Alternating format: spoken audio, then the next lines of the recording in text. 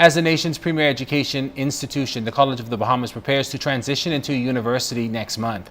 Prime Minister the Right Honorable Perry Christie met with President of the Edwards Waters College in South Florida, his name Nathaniel Glover.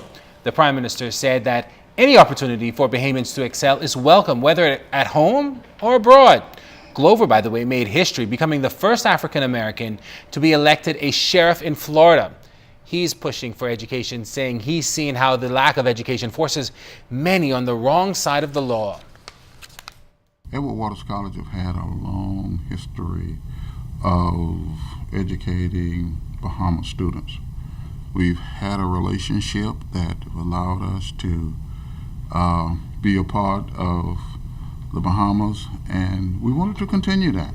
And I wanted to come again to express our appreciation and to let you know that we stand ready to facilitate a process that will allow us to get as many students into higher education as possible.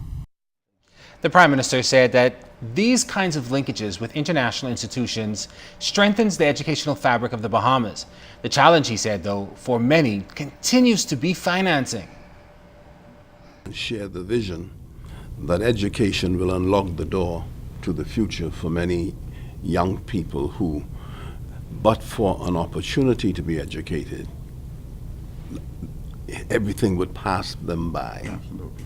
And so the challenge for countries like the Bahamas is to recognize that there are children who, by the nature of their parents' income, are able to access educational opportunities, but there are many, many others who would require the intervention of the government, the assistance of the state, and we must continue with the commitment to provide opportunities, particularly for young people who, but for the intervention of the government, would not have such opportunities. And I think some wonderful stories exist of young people with extraordinary ability who, but for such opportunities, would not have had an education and would not have gone on to make the contribution they're making to our country.